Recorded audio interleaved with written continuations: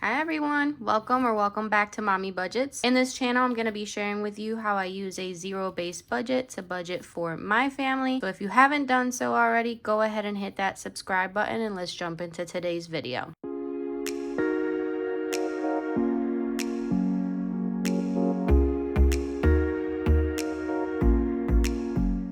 Okay, so as you can see from everything I have laid out, today is going to be a budget with me video. We are going to be breaking down our first paycheck of October. I cannot believe that it's October already. Last week we went on our little vacation. It was great. We had such a good time with my family. So when we got back, it got a little crazy. It got a little difficult for me to kind of go back into routine. So I decided to take a few days off from recording and YouTube and Instagram and all that, especially because my phone did break, so that added on to the stress. So even after I got a new phone, I decided to just take a few days off and just kind of start off this week, and it works out because it's a new month, it's a new week, so I thought it would just be easier for me to start with this first paycheck of October. So we're gonna go ahead and use my paycheck breakdown worksheet, which you can find in my Etsy shop, and it's always linked down below. So we're gonna start off with this top section here,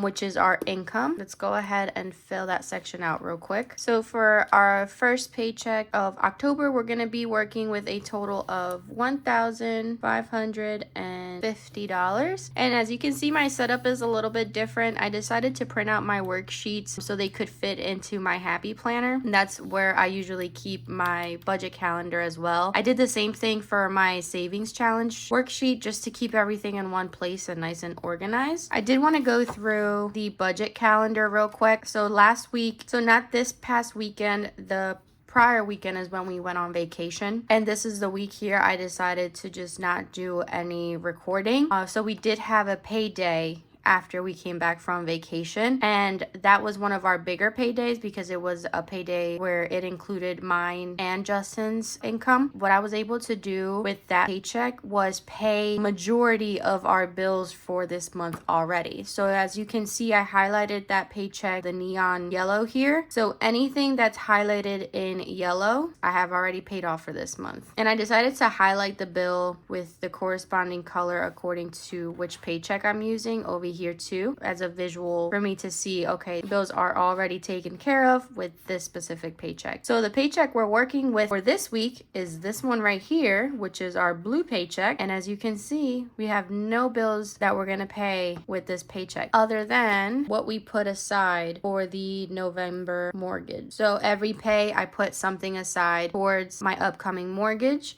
and that's gonna get $300. Because we're not taking care of any bills, I don't really need my budget calendar this time. All right, now that I have my income, I also have the bill I'm gonna take care of with this pay. I'm also going to add, you guys already know, I add my investing accounts here.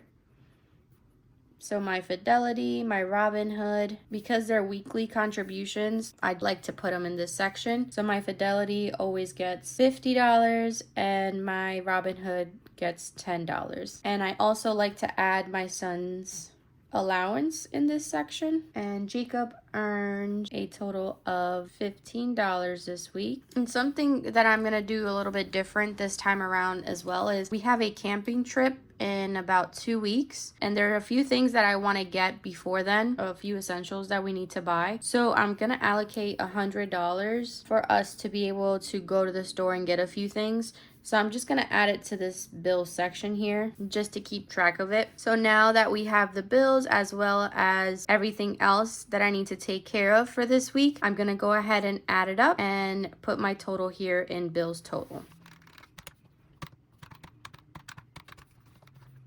Okay, so my total is $475. Now to get our leftover amount, we're gonna take $1,550, which is our income, and we're gonna subtract our bill total, which is $475.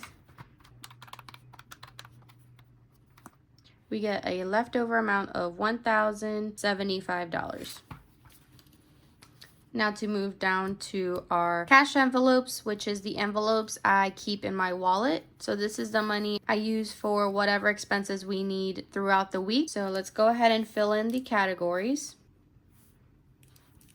And these are the envelopes I have in my wallet. Justin usually gets 60, and these amounts are pretty consistent. So what you see here, it's usually the same amount every week. I usually get $40. The boys get 30. Gas is $40. Family time is 50, which we use to do anything with, usually with Jacob because Emmett's still a baby. So family time, the $50, we can use it to go bowling or go watch a movie. Takeout in case we want to go out to eat, and then miscellaneous for anything else that may not fall within these other categories. So this usually equals out to 300, and let's just double check. 300. And now we're going to take our leftover amount from what we have left after we take care of our bills. We have $1,075, and now we're going to subtract the $300.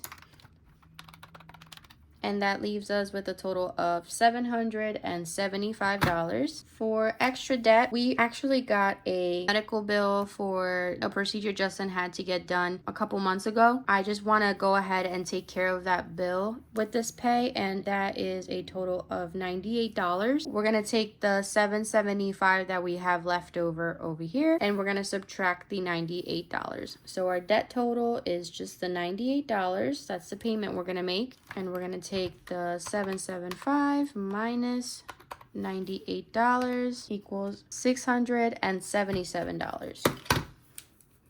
So now the $677 is what we have left to stuff our sinking funds, as well as any savings challenges that we have going on. For my sinking funds, I like to just, rather than list everything out because I do have a handful of sinking funds, I'm just gonna go ahead and write all sinking funds, and I do go more in depth in my cash stuffing video of what these are exactly and what I use them for. So sinking funds this week is gonna get a total of $200, and this $200 includes both the sinking funds I have in my cash envelope as well as any sinking funds I have online. So sinking funds is a total of $200. If we take the $677 and subtract $200, we have a leftover of $477.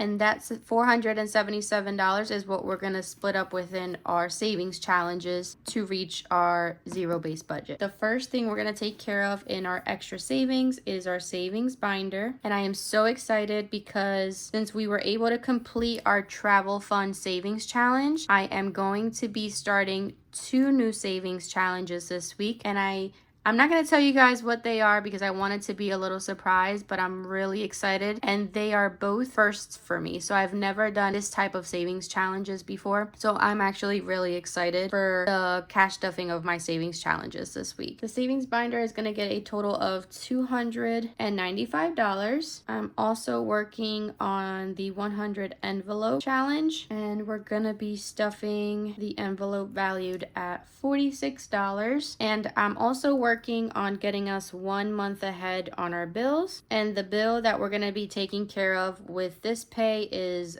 our boat payment. We have a little bass tracker, and that's $136. I apologize if you hear Zeke barking.